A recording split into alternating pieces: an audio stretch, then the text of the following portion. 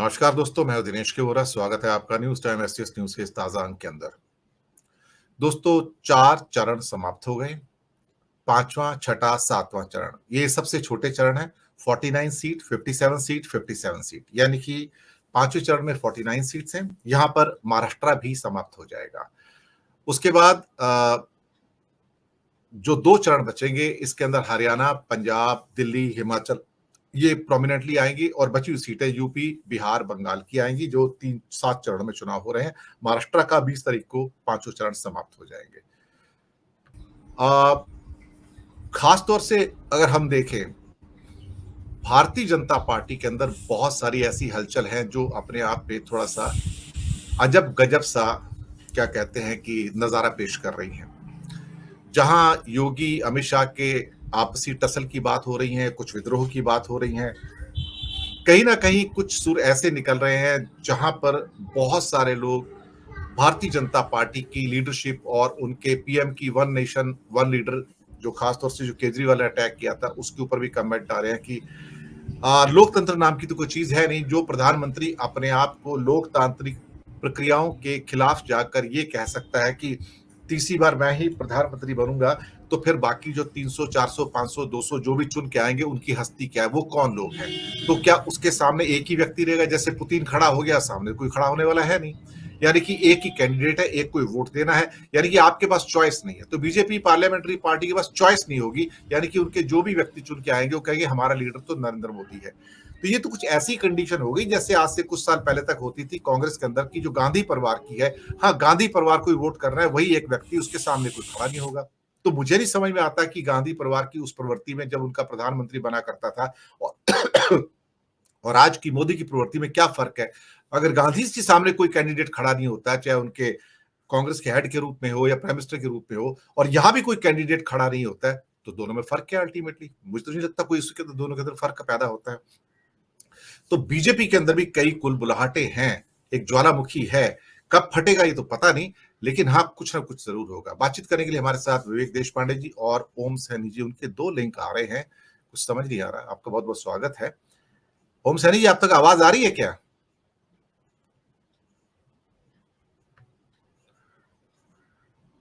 नहीं। ओम सैनी जी,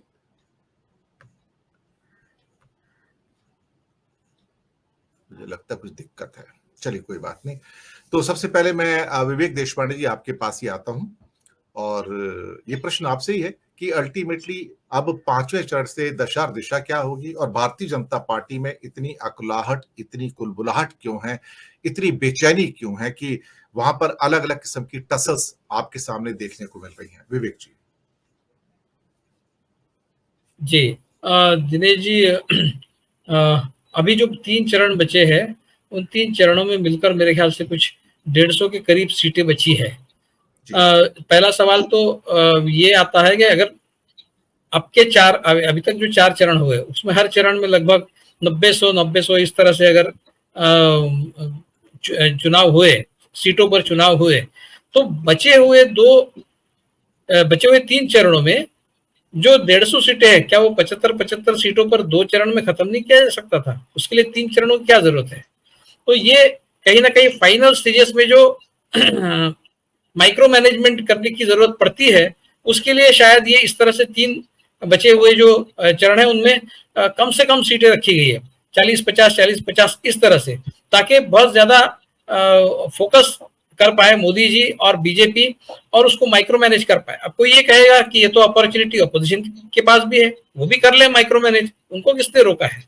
लेकिन जब आपने लेवल प्लेइंग फील्ड ही खत्म कर दिया है, जब आपने कांग्रेस के रिसोर्सेस ही निकाल लिए, उनके खाते बंद कर दिए हैं, आपको पता है कि ये अनइक्वल वॉर है, ये अनइवन वॉर है, ये असिमेट्रिक वॉर है, तो आप इस असिमेट्रिक वॉर को, जो अपोजिशन है, वो बहुत ज्यादा लंबा चलने पर वो टूट जाएगा, ये आपको पता है। इसलिए आपने इसको बहुत ज्यादा लंबा चलाया। आपके पास बहुत सारे रिसोर्सेस है आपके पास। अब पता नहीं मुझे इसके बारे में कोई स्टोरी क्यों नहीं करता। मैंने सजेस्ट भी की थी 1-2 लोगों को, जब प्रधानमंत्री चुनाव प्रचार के लिए इधर उधर घूमते हैं, तो क्या वो ऑफिशियल कन्वेंस लेकर जाते हैं? किस विमान में जाते हैं? उस विमान का खर्चा कौन देता है? ये क्या ये भारत सरकार देती है, मुझे पता नहीं, इतना जो घूमते हैं वो। अच्छा, ये जो एक 1.5-2 महीना है, उस समय क्या प्रधानमंत्री कार्यालय बंद रहता है? क्या प्रधानमंत्री के बाकी जो काम है, जो रूटीन काम है, वो बंद हो जाते हैं? क्या करते हैं प्रधानमंत्री? इसके बारे में आम जनता में संभ्रम है, पता ही नहीं चलता कि प्रधानमंत्री है या फिर 2 महीने का छुट्टी लेकर अपने पार्टी का चुनाव प्रचार कर रहे हैं। तो ये जो आपने असिमेट्रिक वॉर एक इस इलेक्शन को बना दिया, और हर इलेक्शन को आपके रहते असिमेट्रिक बना दिया जाता है। संसाधनों के रूप में आपका जो बैटरी ऑफ कैंपेनर्स है उनके रूप में आपने अगर अपोजिशन को पूरी तरह से ध्वस्त ही करने की ठान ली है, तो इस लेवल प्लेइंग फील्ड को खत्म करने के बाद में जब चुनाव बहुत लंबा चलता है तो उसका खामियाजा अपोजिशन को भुगतना पड़ता है, क्योंकि अपोजिशन के पास उतना पेशेंस भी नहीं है, उतना रिसोर्सेस भी नहीं है, और उतना दमखम भी नहीं है जितना आपके पास है, क्योंकि आप सत्ता में हैं।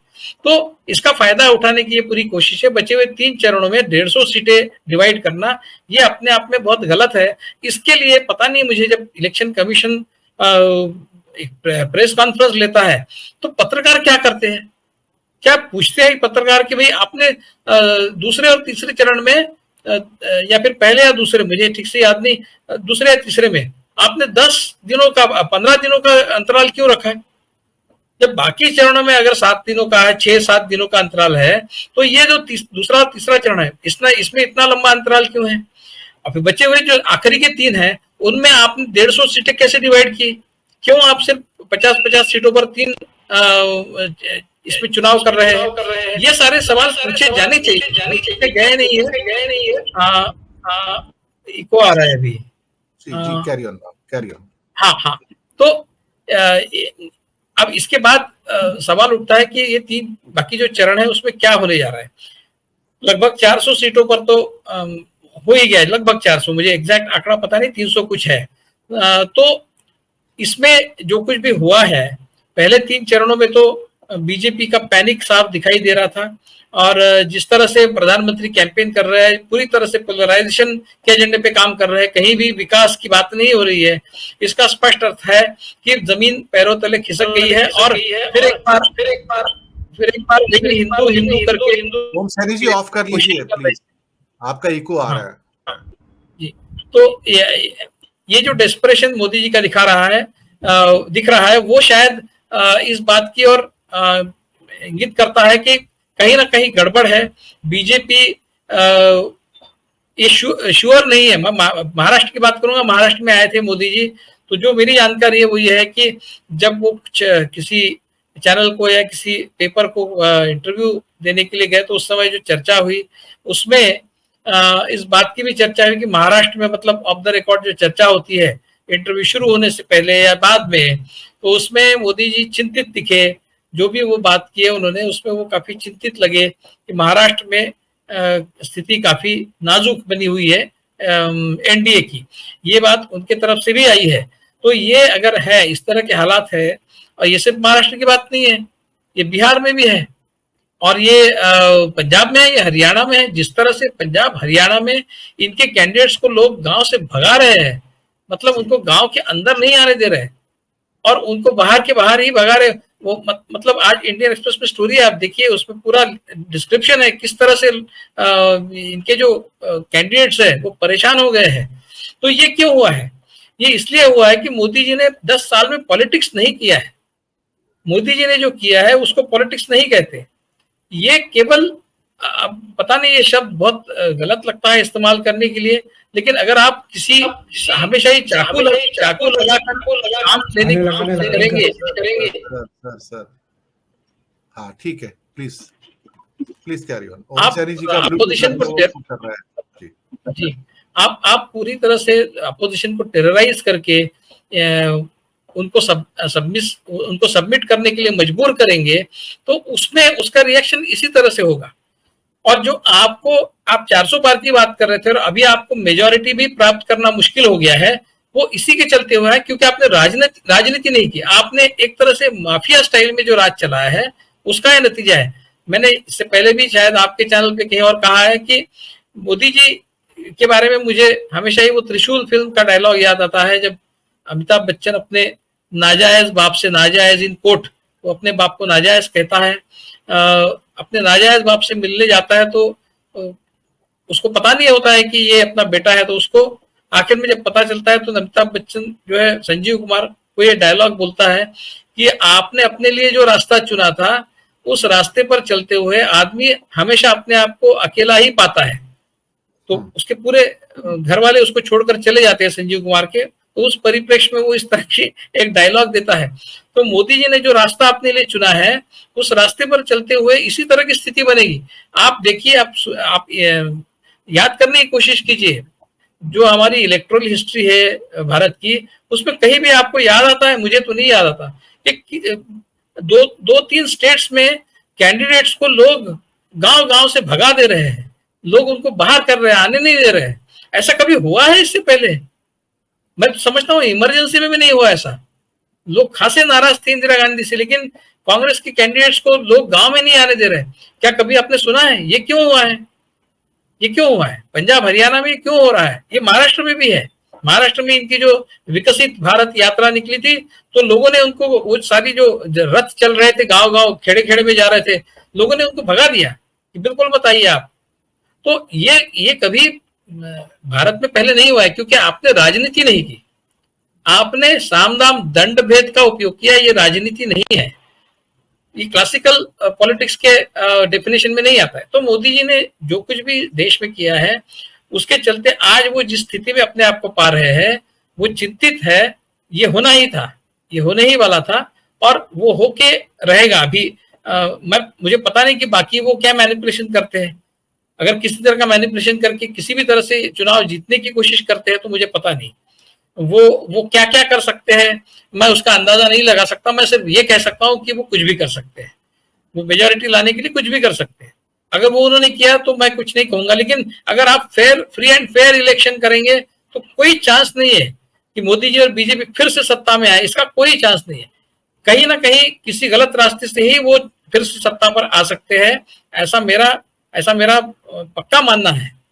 तो आज बचे हुए जो 3 चरण हैं, उनमें क्या अभी 400 सीटें तो लगभग हो गई, उसमें शायद तय ही हो गया है कि हवा किस तरफ बह रही है। अब बचे हुए 150 सीटों में क्या होता है, उस पर बहुत ज्यादा नहीं, लेकिन थोड़ा बहुत तो निर्भर करता ही है।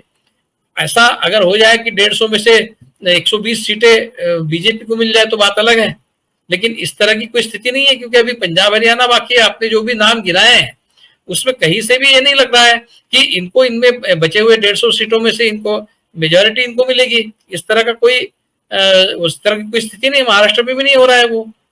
तो कुल मिलाकर अभी स्थिति जो है बीजेपी के लिए और मोदी जी के लिए बहुत नाजुक बनी हुई है। जहां तक मेजोरिटी का सवाल है, सिंपल मेजोरिटी का सवाल है, हो सकता है 250 मिल जाए, हो सकता है 230 मिल जाए, 250 मिल जाए तो सरकार भी बना ले, हो सकता है मोदी ना रहे कोई और रहे, लेकिन बीजेपी की सरकार बने। कुल मिलाकर अभी बचे हुए 150 सीटें में अपोजिशन को अपना बहुत ताकत लगानी है। मैं तो समझता हूं कि आप वाराणसी में मोदी जी को हराने की कोशिश क्यों नहीं करते? आप क्यों ये मान के चलते हैं कि मोदी जी जीत ही जाएंगे? बिल्कुल मोदी जी को परास्त करना असंभव है, ऐसा क्यों मानते हैं आप? देखिए 2014 में केजरीवाल जी ने जो जोर लगाया था, तो केवल 3-3.5 लाख का फर्क था, जो बाद में बढ़कर 6 लाख हो गया 2019 में।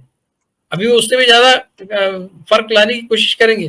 तो अगर केजरीवाल उसको 3 लाख तक सीमित रख सकते हैं, तो आप क्यों नहीं रख सकते? आप मोदी जी की मार्जिन अगर और 3 लाख से कम हो जाए, जीत भले ही जाए, मार्जिन भी कम कर ले, तो आपके लिए वही विक्ट्री हो सकती है। आप ये करिए। तो हार मान के चलने का कोई कारण नहीं है। आपको जीत की मंशा लेकर ही मैदान में उतरना है। बचे हुए 150 सीटों में भी अच्छा जोर चला है, अच्छा जोर लगाया है अपोजिशन ने। अब की बार काफी स्थिति सुधरी, लेकिन मोदी जी अभी भी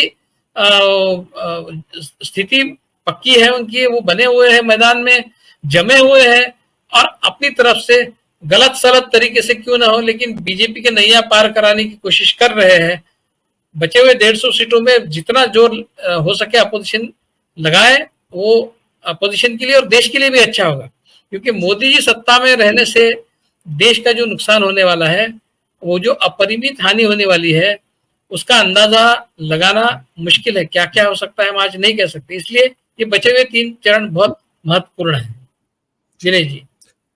मैं आता हूँ, हम सैनी जी के पास पहले जुड़ गए थे बीच